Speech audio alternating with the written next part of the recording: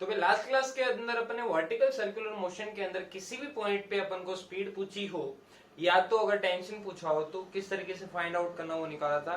मैंने बताया था कि एनर्जी कंजर्वेशन लगाना है, एक इक्वेशन अपन को वहां से मिलेगी, ठीक है, और बाकी तो पता ही है टेंशन की एक इक्वेशन आनी चाहिए और दोनों से अपना काम हो जाएगा। अब सिमिलर चीजों की डिस्कशन करेंगे अपन। सबसे पहले तो देखो अपन को यह पता पड़ा कि u की वैल्यू √5gr से ज्यादा होगी तो पूरा का पूरा सर्कल लेगा, अगर √2gr से √5gr के बीच में रही तो ऊपर वाला जो था वहां पर रहेगा, और √2gr के अंदर रहेगी तो वो ऐसे पेंडुलम मोशन करेगा। ये बात तो अपन को पता थी। अब काफी बार ऐसा होता है कि पेंडुलम मोशन से वो आगे बढ़ गया, मतलब लेट्स से कि ये अपना एक वर्टिकल सर्कल है, पार्टिकल ने यहां से स्टार्ट किया, m मास का पार्टिकल है, यहां से r रेडियस की एक स्ट्रिंग से बांधा हुआ है, और ऐसा मान लो कि यहां तक वो जाता है, मतलब इससे पार चला जाता है, मतलब उसकी स्पीड जो है that is basically between √5gr is upper limit and √2gr is lower limit. जब इन दोनों के बीच में कोई भी अगर एक स्पीड है तो हमें एक बात पता है कि अगर √2gr से ज्यादा है तो मतलब ये वाला पॉइंट लेट से है ये A B C and D, तो A से B तक तो पहुंच गया, ठीक है, √2r से ज्यादा है, और इससे कम है तो मतलब यहां तक नहीं पहुंच पाए, उसका मतलब बीच में यहां कहीं पे ये बंदा फंस गया। अब ये अगर फंस गया तो अब ये क्या करेगा, अब स्ट्रिंग लूज हो जाएगी। स्ट्रिंग लूज तब होगी जब टेंशन उसके अंदर 0 होगा, तो ये बात हमेशा याद रखनी है। जब भी तुम्हें स्ट्रिंग लूज का केस दिया हो तब तुम्हें क्या करना है, उस पर्टिकुलर पॉइंट पे टेंशन की वैल्यू 0 कर दो, ठीक है। तो इसको नोट भी कर सकते हो, स्ट्रिंग विल लूज, टेंशन क्या कर दो 0, ठीक है। तब जाके मैं ऐसा बोल सकता हूं वो वहां से टेंशन की वैल्यू 0 होगी। लेकिन अगर टेंशन की वैल्यू 0 होने का मतलब ये नहीं है कि v 0 हो गया, no no no, v is not 0, ठीक है, टेंशन 0 हुआ है जस्ट, ठीक है। तो लेट्स से कि अभी इस पर्टिकुलर पॉइंट पे टेंशन की वैल्यू होगी 0, ठीक है, क्योंकि हमने डिस्कस किया था कि a टू b के अंदर टेंशन 0 नहीं हो सकता, राइट। a टू b में इक्वेशन टेंशन की देखी थी हमने, जो आई थी mv²r plus mg cos theta करके, तो जो कभी 0 नहीं होगा। लेकिन इसके अंदर होता था जो कुछ आता था mv²r minus mg cos theta, right. तो थीटा जैसे जैसे घटता था तो mg cos थीटा की वैल्यू बढ़ती थी, तो यहां से यहां के बीच में 0 होने का चांस है, तो लेट्स से इस पॉइंट पे टेंशन हो गया 0, ठीक है। और ये वर्टिकल के साथ बना रहा है थीटा जितना एंगल, तो इधर अगर mg है और ये अगर है अपना थीटा, तो यहां से अपने पास ये वाला कंपोनेंट आ जाएगा mg cos थीटा और बाहर आ जाएगा mv²r, और टेंशन की वैल्यू क्या है 0 है। अगर ये वाला कोई भी पॉइंट है E, तो एट पॉइंट E अपन ने क्या माना है, टेंशन इज इक्वल टू 0, तो वहां पर टेंशन क्या लिखते हैं अपन, mv²r minus that is equal to mg cos theta, दोनों को वो mv²r minus mg cos theta that is equal to tension, right. और टेंशन की वैल्यू 0, तो mv²r that is equal to mg cos theta, तो यहां से m और m कैंसिल हो गया, ठीक है। तो यहां से मेरे पास v² की वैल्यू आई rg cos थीटा, राइट।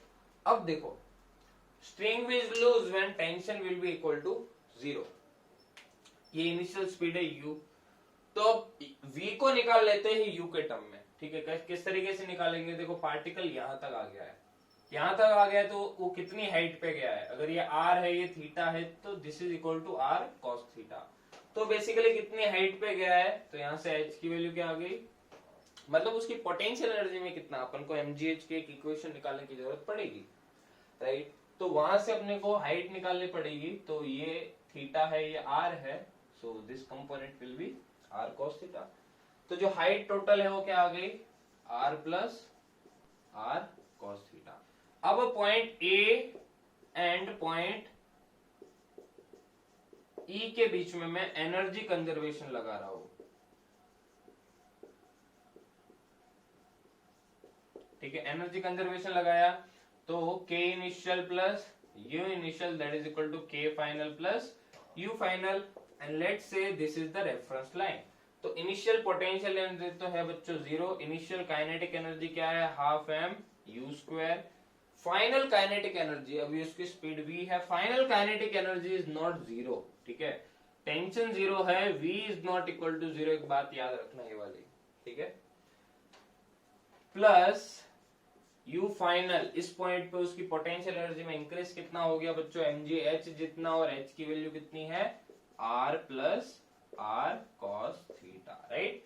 बस यहाँ से v स्क्वायर की वैल्यू rg cos थीटा रख दो, ठीक है। तो देखो यहाँ से पहली बात तो m कैंसिल कर देता हूँ, तो u square that is equal to v square plus 2gr plus 2gr cos theta, और v स्क्वायर की वैल्यू rg cos थीटा और रख देते हैं, तो आ गया u square is equal to rg cos theta plus 2gr plus 2gr cos theta. ध्यान से देखोगे तो this will be 3gr cos theta, तो u square minus 2gr that is equal to 3gr cos theta, तो cos theta which is equal to अपन ऊपर लिखते हैं cos थीटा की वैल्यू आ गई u square minus 2gr divide by 3gr। ये है cos थीटा की वैल्यू, जहां पर ये है थीटा की वैल्यू। अगर तुम्हें पूछी हो कि कौन सी थीटा पे स्ट्रिंग लूज हो जाएगी, तो सीधा क्या कर दो cos inverse u square minus 2gr divide by 3gr, ठीक है। तो वहां से सीधा ही तुम्हारे पास थीटा आ जाएगा, ठीक है, थीटा आ जाएगा। तो अब देखो इस पॉइंट के बाद मोशन कैसी होगी, ये देखो मैं बताता हूं। इस पॉइंट के बाद पार्टिकल की स्पीड 0 नहीं होगी, टेंशन 0 हो जाएगा, मतलब ये सर्कुलर पाथ नहीं करेगा, वो कुछ इस तरीके से जाएगा, पत्थर है वो कुछ ऐसे जाएगा, ऐसे, वो पूरा सर्कल नहीं करेगा, है ना, ऐसे जाएगा। ये एक टाइप की प्रोजेक्टाइल मोशन हो गई। अगर ये थीटा है तो ये 90 माइनस थीटा, तो दिस इज थीटा बेसिकली, तो ये थीटा एंगल वाली प्रोजेक्टाइल है बच्चों। फिर तुम ऐसा पूछ सकते हैं कि what maximum height did the particle reach, particle reach at maximum height क्या होगी, देखो यहां से h maximum of the particle r plus r cos theta तो है ही, ये वाला, राइट, ये वाला तो है ही, और ये वाली हाइट h मैक्सिमम और जोड़ दो which is basically uy square by 2g।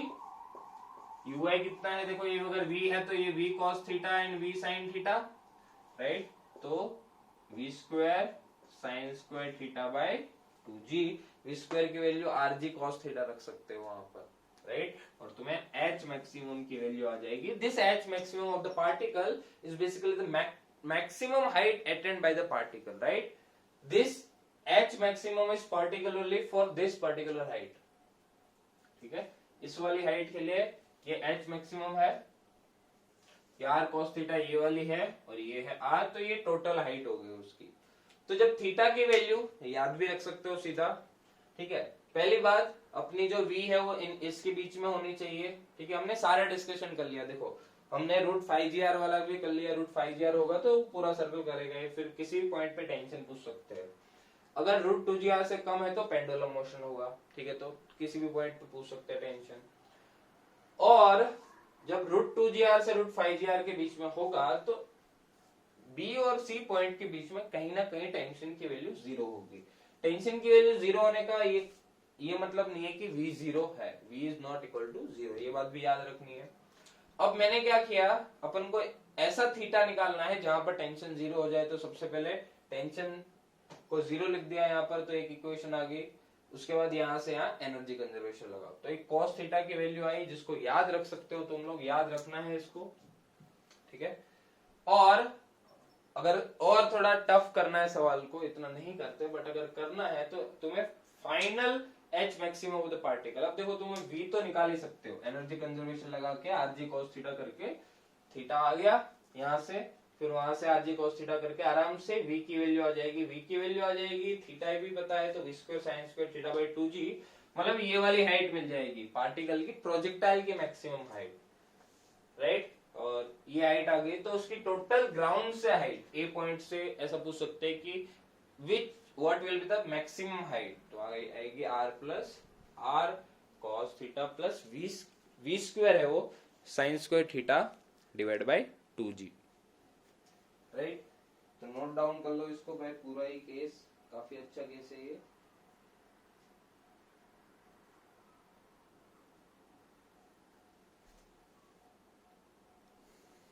अभी अगर अपन मासलेस रोड का केस देखें, देखो सिमिलर केस रहता है, बस वहां स्ट्रिंग की जगह एक रॉड रहती है, उसको अपन घुमाते हैं। लेट्स से कि एल्यूमिनियम की एक रॉड है और उसको अपन को एक सर्कल पे घुमाना है इस तरीके से। एक इस तरीके से रॉड है, ये बांधा हुआ है और इसको मुझे ऐसे गोल गोल घुमाना है, ठीक है। मासलेस है ये क्या है, ये नहीं, ये मासलेस रॉड, ठीक है। आर रेडियस की है, मास नहीं है बिल्कुल भी इसका।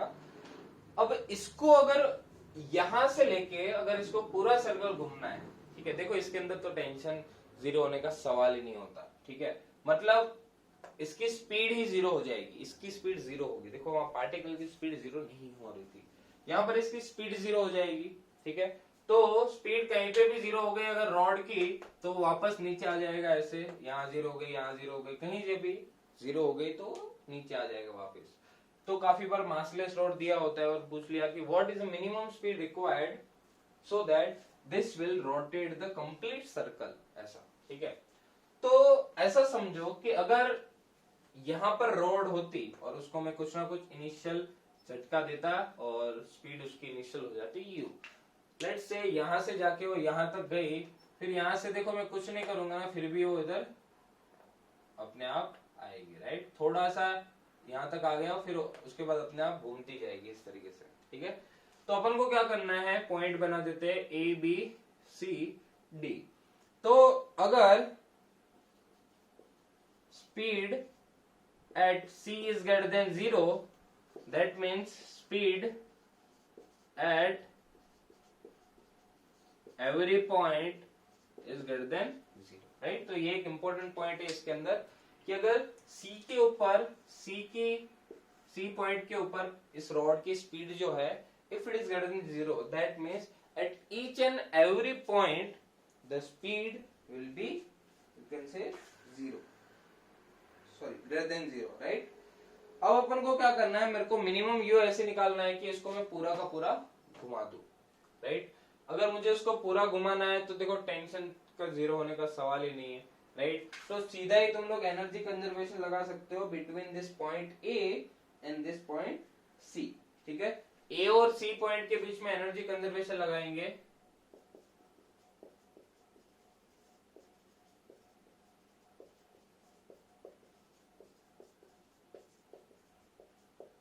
राइट। तो क्या आ जाएगा, K initial plus U initial is equal to K final plus U final, ठीक है। तो let's say half M U square, initial potential 0, final kinetic energy half M V square, right, minus plus M G into height कितनी बढ़ गई 2r, ठीक है। और एक बात समझोगे तो फाइनल अगर यहाँ पर 0 भी हो जाए तो भी हमें कोई टेंशन नहीं है, क्योंकि यहाँ पर अगर 0 हो गई तो भी हमें कोई प्रॉब्लम नहीं है, बट यहां तक आनी चाहिए, फिर अब उसके बाद अपने आप आ जाएगी। तो यहाँ पर फाइनल काइनेटिक एनर्जी मैंने 0 भी लिख दी, फिर भी हमारा काम चल जाएगा, एम कैंसल। तो यू स्क्वायर की वैल्यू आ गई बच्चों 4gr के बराबर। तो u की वैल्यू किसके बराबर होनी चाहिए, √4gr। और अच्छे से बोलो तो u should be greater than equal to √4gr in order to rotate the complete circle, ठीक है। अगर मैं चाहता हूं ये मासलेस रॉड है, कोई भी एल्यूमिनियम की रॉड ले सकते हो जिसका बहुत हल्का मास है इस तरीके से की, तो इसको मैं अगर पूरा सर्कल घुमाना चाहता हूं तो मुझे उसको कितनी मिनिमम स्पीड देनी पड़ेगी, तो that is equal to √4gr। This should be the minimum speed required for the complete motion, right. तो ये वाली बात देखो समझनी है, नोट कर लो।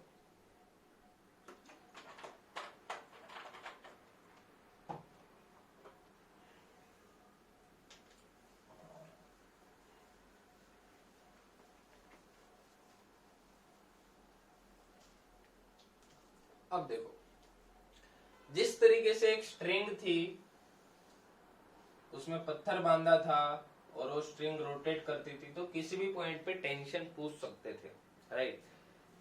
अब स्ट्रिंग जैसे ही था वैसे ही तुम्हें केस आएगा इस टाइप का। किस तरीके से है, रिंग टाइप है, एक रिम टाइप है, ऐसा समझो, गाड़ी के टायर जैसा है, और यहां पर एक m मास का एक ब्लॉक है, उसको कुछ u जितनी स्पीड दी है, तो उसको कितनी स्पीड दे कि वो यहां से लेके पूरा ऐसे घूम के आ जाए। ब्लॉक है, एकदम फ्री है, अभी कोई बांधा हुआ नहीं है सेंटर से, लेकिन उसको फिर भी क्या करना है, पूरा का पूरा सर्कल घूमना है। तो ये सेम टू सेम केस है, किसके जैसा, same to same, same to same किसके जैसा, इसके जैसा। जब एक स्ट्रिंग थी r रेडियस की, मास m बांध रखा था और उसको u दिया था, हर एक पॉइंट पे ऐसे जाता था, पार्टिकल भी ऐसे जाएगा, ठीक है। तो उसको कुछ ना कुछ अपन को देना पड़ेगा, ठीक है। अब अपन को एक बात समझनी है कि यहां पर था टेंशन, यहां पर स्ट्रिंग था तो टेंशन रहेगा, यहां पर इस वाले केस में रहेगा नॉर्मल, इस वाले केस में नॉर्मल फोर्स था, और इस वाले केस के अंदर था अपना टेंशन, ठीक है। तो यहां पर नॉर्मल आएगा और इधर आएगा mg, और इसी साइड आ जाएगा mv स्क्वायर बाय r। तो अगर इस पॉइंट पे नॉर्मल पूछा तो हो जाएगा mg plus mv square by r। Simple. Let's say कि किसी भी, जब ये ब्लॉक यहां पहुंच गया हो थीटा एंगल पे, तब मुझे नॉर्मल की वैल्यू पूछी। Normal is always perpendicular to the surface, contact surface, ये याद रखना है। तो नॉर्मल इधर है, ये थीटा है, तो यहां से ये भी थीटा है, तो इसके दो कंपोनेंट mg के, mg cos थीटा आएगा इधर, और बाहर mv स्क्वायर बाय r। तो इस वाले पॉइंट पे क्या हो जाएगा, देखो n plus mg cos theta that will be equal to mv square by r। तो यहां से नॉर्मल की वैल्यू आ जाएगी mv square by r minus mg cos theta, ठीक है, इस तरीके से। और उस तरीके से किसी भी पॉइंट पे तुम्हें अगर नॉर्मल की वैल्यू पूछ ली तो तुमसे होनी चाहिए, ठीक है। सवाल वही है, बट वहां पर था टेंशन, यहां पर है नॉर्मल, ठीक है। और सेम टाइप के सवाल इस तरीके से भी दे सकते हैं, तुम्हें इस तरीके से दो टाइप के रिंग दे देंगे और उनके बीच में m मास के बॉल को फंसा देंगे, तो ये भी इसी टाइप की मोशन करेगा, सेम तरीके की। तो इसके अंदर भी सेम कंडीशन है, तुम्हें इसके अंदर जो भी सारे फॉर्मूले थे वहां पर जो टेंशन था उसकी जगह बस आ जाएगा नॉर्मल रिएक्शन, बस यही दोनों में फर्क है और कोई भी फर्क नहीं है इसके अंदर, ठीक है। लिख लो इसको।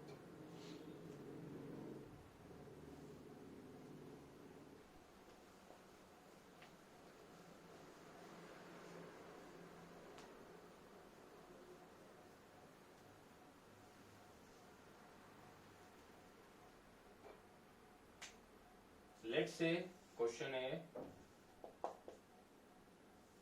एक सेमी डिस्क है और यहां पर मैंने m मास के ब्लॉक को रखा हुआ है, r रेडियस का एक डिस्क स्फीयर, हेमिस्फीयर टाइप है, ऊपर रखा हुआ है, और मैं इसको जैसे ही झटका दे रहा हूँ, झटका जरा सा ही झटका दूंगा तो ये ऑब्वियस सी बात है नीचे आएगा। नीचे आएगा तो ये कुछ ना कुछ काइनेटिक एनर्जी गेन करेगा। अगर ये काइनेटिक एनर्जी गेन करेगा तो ऐसा थोड़ी वो यहाँ आएगा। अगर ये इस टाइप से मैं बनाता, ये हेमिस्फीयर अगर इस तरीके से रहता और लेट से ब्लॉक है यहाँ पर, इसको जैसे ही झटका देता तो ऐसा थोड़ी वो एकदम इसके साइड साइड से गिर के यहाँ पे गिरता, नहीं, ऐसा नहीं होता है। अपन को भी पता है वो यहाँ पे कहीं पे गिरेगा, ठीक है, यहाँ पे कहीं पे गिरेगा, तो उसकी जो मोशन हो रही है यहाँ से यहाँ के दौरान, तो बीच में मतलब इनिशियली तो इस सरफेस के साथ कांटेक्ट में है, ठीक है, थोड़ी देर बाद ऐसा होगा कि अभी भी कांटेक्ट में है, लेकिन फाइनली तो अलग मिल रहा है ना अपन को। उसका मतलब एक पॉइंट तो ऐसा आया होगा इस पॉइंट से इस पॉइंट के बीच में जहां पर उसने सरफेस के साथ कांटेक्ट छोड़ा होगा। और अगर उसने सरफेस के साथ कांटेक्ट छोड़ा है तो उसका मतलब उस पर्टिकुलर जगह पे मैं क्या करूंगा, नॉर्मल रिएक्शन क्या कर दूंगा, उसकी जीरो कर दूंगा, ठीक है।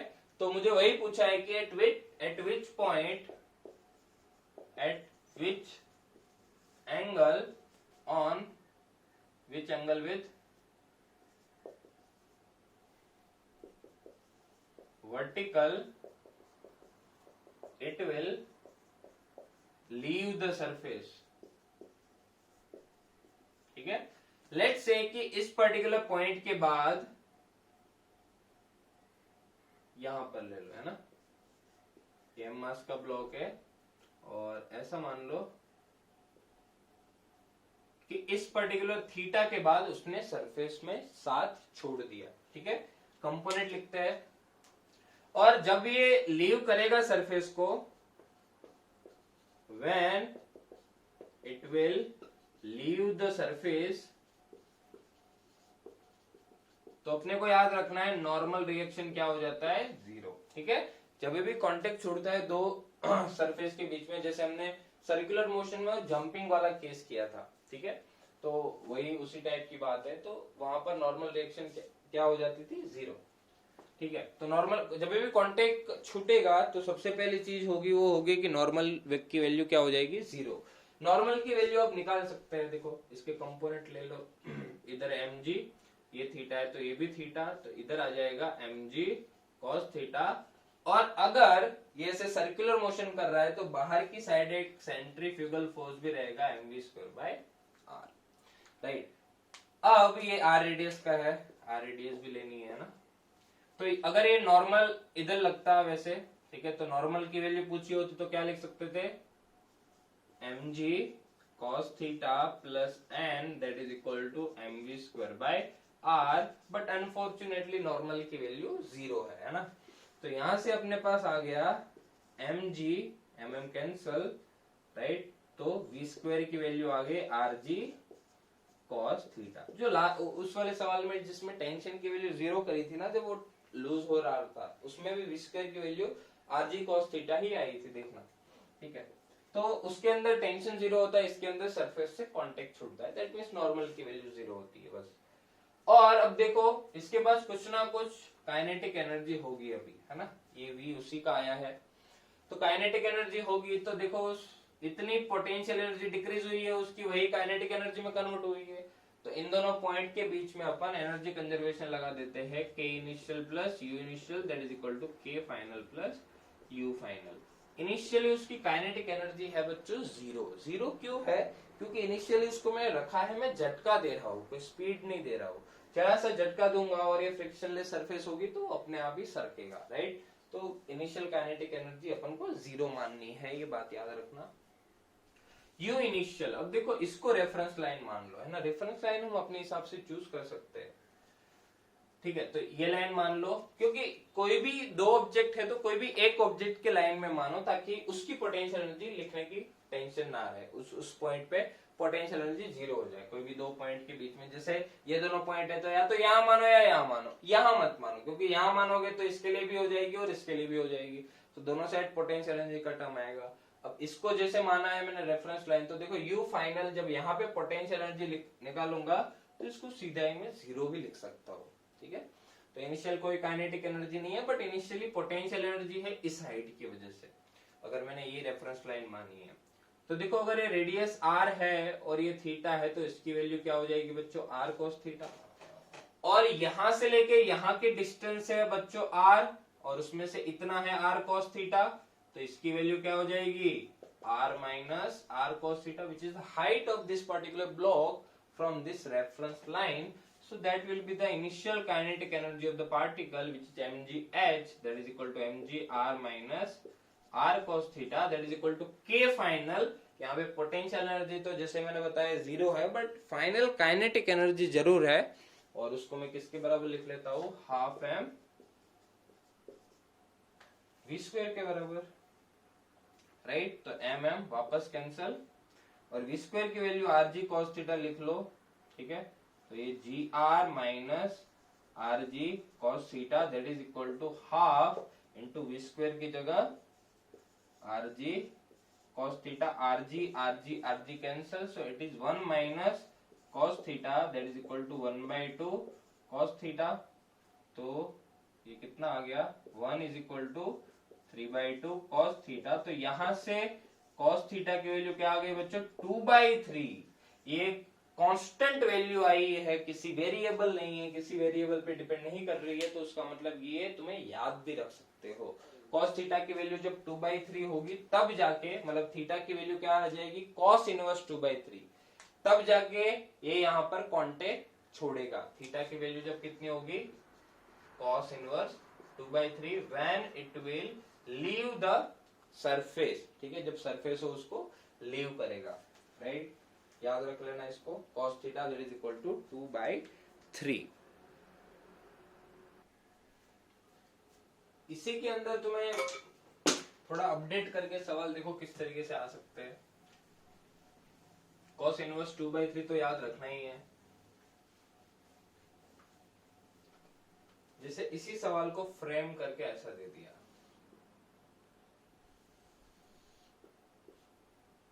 ठीक है, ऐसा एक रिम है और उसके अंदर मैंने कोई ब्लॉक को रखा हुआ है, एम मास का एक ब्लॉक है, इसके रेडियस है r, तो इसको मैंने यहां पर झटका दिया है। अब मैं जैसे इसको झटका दूंगा तो ये नीचे सरकेगा, तो मुझे बताना है कि for how much angle it will be, you can say, attached to inner surface and for how long it will be attached to outer circle, कि इनर सर्कल तक कितने एंगल तक रहेगा, इनर सर्कल से कनेक्टेड, और outer circle से connected कितने angle तक रहेगा, राइट। तो जैसे मैंने अभी बताया कि जब ये इसी टाइप का सीन रहता है तब ये जो cos थीटा की वैल्यू 2/3 आ जाती है, या इस थीटा की वैल्यू जो है वो cos इनवर्स 2/3 हो जाती है, तब ये जो है कांटेक्ट छोड़ देता है। बट अब जैसे ये यहां से कांटेक्ट छोड़ेगा तो बाहर वाले के साथ कांटेक्ट में आ जाएगा, राइट, बाहर वाले के साथ ही आ जाएगा ना, अगर इससे कांटेक्ट में नहीं रहेगा तो इससे आ जाएगा। तो मैं ऐसा बोल सकता हूं कि 0 to cos इनवर्स 2/3 इनर के साथ कांटेक्ट में है, देन cos इनवर्स 2/3 to 90 वो आउटर के कांटेक्ट में है, ठीक है। यहां से यहां तक वो इनर के साथ है, लेकिन जैसे यहां से कांटेक्ट छोड़ा तो बाहर के साथ अटैच हो जाएगा। तो इस टाइप के सवाल आ सकते हैं, ध्यान से समझना इसको, ठीक है, देख लो। बस वेरिएशंस में बता रहा हूं। अब तो आई गेस आइडिया आ गया होगा कि एनर्जी कंजर्वेशन लगाना है, नॉर्मल को 0 करना है, और इसके अंदर कोई खास बात नहीं मैंने नहीं बताई है, ठीक है।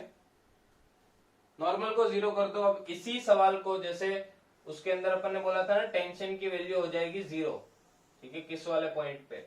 अब इस टाइप के सवाल में क्या करेंगे, कहां पे नॉर्मल की वैल्यू होगी 0, ऐसे इसकी रेडियस दे देंगे, मास दे देंगे ब्लॉक का, तो कब, ऐसा समझो, कब वो नॉर्मल की वैल्यू उसकी 0 हो जाएगी, ये समझना है। जैसे यहां तक हो गया, ठीक है, फिर वापस आ जाएगा क्योंकि आगे नहीं जा पाएगा अगर वो, तो ठीक है।